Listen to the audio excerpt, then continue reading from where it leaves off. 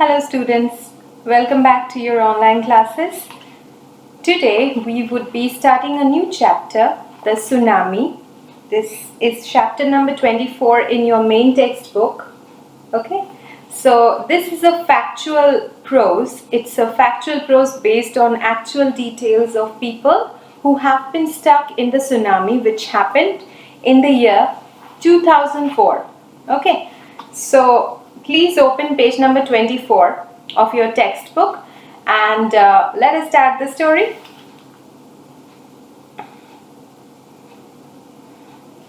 Okay, before we begin, you do know what a tsunami is, right? A tsunami is a tidal wave, a big wave which is caused by an earthquake under the sea. Okay, huge waves, very powerful waves starts coming as a result of the earthquake which happens deep below the sea level. Because of that, what happens? Near the places which are on the seashore, places which have a sea coastal line, they are affected a lot, okay, because of the tsunami. So this tsunami happened in the year 2004 and it affected many parts of the world. And in India, it affected the Andaman and Nicobar Island as well as the coastal plains of Bay of Bengal, the coastline of Bay of Bengal. Madras was affected, that is Chennai was affected. Many of the beaches were perished completely. Okay, many people were affected by this disastrous natural disaster. Okay, so it's a natural disaster. It is a disaster which cannot be controlled by us. What we can do is to make precautions for the future so that whenever a tsunami wave comes, we are prepared to deal with it. The houses should be made as far from the coastline as possible based on the safety measures. Anyway, so people back then were not so much aware about it and it was a sudden occurrence, so they couldn't do anything about it. Okay, it was not predicted from before. Okay. So let us begin this prose piece, page number 25. Most of the meanings are given inside the text itself. If there are some meanings which are not given, I would be providing it to you at the end of the session. Okay. So let us begin. Here is a map of Andaman and Nicobar Island which is given in page number 24. Look at that map. Some of you must have visited Andaman and Nicobar Islands too, right? So those islands, those group of islands, they were affected a lot by the tsunami. But they are a beautiful place to visit, right? And you can do some water sports there as well. Some water activities which you can do. You can do deep sea diving there, scuba diving there. The underwater world can be seen through snorkeling as well. Okay, beautiful beaches are there, beautiful islands are there. Okay, so look at the map of Andaman and Nicobar Island and where it is located. Look at that. Okay. Now let us begin the text. See the part in italics. I'm going to read that so that you have a previous knowledge about what this story or what this prose piece contains. It's not really a story. It is based on actual incidents which happened as a result of the tsunami which hit on the year 2004 on 26 December. Okay. A tsunami is a very large and powerful wave caused by earthquakes under the sea. On 26 December 2004, a tsunami hit Thailand and parts of India, such as the Andaman and Nicobar Islands and the Tamil Nadu coast. Here are some stories of courage and survival. Did animals sense that a tsunami was coming? Some stories suggest that they did. Now this is very true. Animals, they have a very strong instinct. They understand whenever a natural disaster is going to take place. They have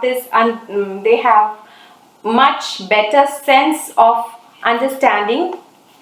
Whenever a natural disaster proceeds, they can understand it, and somehow they will feel uncomfortable. They will, if it is a dog, the dog will start barking. If it is some other animals, they will try to get away from the shed.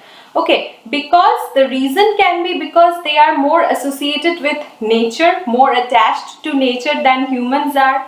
Okay, they can feel the vibrations, they can feel the problems. If there is some problem in nature around us, they can understand it instinctually. Okay, so here we are going to read some stories of courage, some inspirational stories about people who survived the tsunami and what they had to face because of it. Okay, so let us begin. These stories are all from the Andaman and Nicobar archipelago. You know what an archipelago is. In geography, you must have studied. It is a group of many islands around the sea, which is surrounded by sea. Islands, obviously, it has to be surrounded by sea. Okay, so a group of many islands and the surrounding sea is called the archipelago. So this Andaman and Nicobar archipelago was affected by tsunami, and this section is about that. Ignatius was the manager of a cooperative society in Kachal. His wife woke him up at 6 a.m. because she felt an earthquake. Ignatius carefully took his television set off its stable and put it down on the ground so that it would not fall and break. Okay, so it was very early in the morning when people were still sleeping. Most people were still sleeping. So this man, Ignatius, he was a manager of a cooperative society in Kachal, which is a place in Andaman and Nicobar Island. So it was 6 a.m. in the early morning, and his wife felt something. She felt that it's an earthquake. So she woke him up. Ignatius carefully took his television set off its table. He was more worried about the device at that moment because he had no idea about what was going to hit them. Okay, so he tried to keep the television set away from the table so that it does not break down because of the earthquake. Then the family rushed out of the house. Okay, they all rushed out from the house because the earthquake was quite strong. Okay, so because it is a rule, whenever you feel an earthquake, you should get away from your house. You should stay away from high-rise buildings as well. Okay, or from any poorly constructed shed. You should stay in the open area. Okay, in any open area. It is much safer there. When the tremors stopped, they saw the sea rising. So the shaking of the earth, that is the tremors, when it stopped, they saw that the sea is rising. Can you imagine the fear? In the chaos and confusion, two of his children caught hold of the hands of their mother's father and mother's brother and rushed in the opposite direction. Okay, so in the confusion which ensued, nobody had any idea that this can happen. They felt an earthquake, fine, but they had no idea that a big monstrous wave will be there. So they were too much afraid and they rushed in the opposite direction. He never saw them again. Okay. So he never saw them again. His wife was also swept away. Means probably they died. Okay. Only the three other children who came with him were saved. So they had no idea what to do in that confusing moment. Because it is a matter of luck as well. Which side you have to run to? Where do you have to escape from? So they took the wrong decision. They took hold of their relatives and they went in the opposite direction. Because of that, probably they died. And his wife was also swept away by the wave. Okay, the wave took her away and he had no idea what happened, and obviously she died. Only 3 children who came with him were saved. So this is the first story of Ignatius, who survived the tsunami, but most of his family did not. Now let us come to the other person whose life has been given, how it was affected by the tsunami. Sanjeev was a policeman serving in the Kachal island of the Nicobar group of islands. He somehow managed to save himself, his wife and his baby daughter from the waves. But then he heard cries for help from the wife of John, the guest house cook. Sanjeev jumped into the water to rescue her, but they were both swept away. So, this is another heartbreaking story. Sanjeev was a policeman in the Kachal Island in Andaman and Nicobar group of islands. So he somehow managed to save himself, his wife and his baby daughter. They went into a higher ground, away from the rising ocean, rising sea. But then he heard cries for help. Probably a woman was stuck, and that woman was the wife of their guest house cook. Okay, so she was crying for help, and Sanjeev couldn't stop himself from helping her. At least he died in doing something heroic. Okay, so if he had not reacted to her cries of help, he couldn't have led a very happy life. This memory would have been plaguing him for a long time. So this is what happens. You feel courageous about yourself. You feel that if you go to help somebody, that person might be saved. Okay, and this instinct in Sanjeev made him lose his life. Okay, but he lost his life in an act of bravery. He wanted to save that woman, but both of them were swept away. Now next, let us come to the next story. 13-year-old Meghna was swept away along with her family, parents, and 77 other people. She spent 2 days floating in the sea, holding on to a wooden door. Wooden door, it floats on the sea, right? Flat surface. 11 times she saw relief helicopters overhead, but they did not see her. She was brought to the shore by a wave and was found walking on the seashore in a daze. So Meghna somehow survived. She was swept away along with her parents and many other people in the wave, in the tsunami wave. They held on to a door. She was floating on top of the door for 2 days. Then she also saw helicopters which were flying overhead for relieving people. Okay, because it was such a massive disaster, many helicopters were there to rescue people. But the number of people was so many that it was not possible for them to spot everyone. Okay, so they did not see her. And then somehow, because of a wave, she was brought to the shore. Then she was found by people walking in a state of daze, in a state of confusion. Okay, as if she was still under that spell of that horrendous event which happened, that disastrous event which happened to her. She was still under that spell. She couldn't get out of it. Almaz Javed was 10 years old. She was a student of Carmel Convent in Port Blair, where her father had a petrol pump.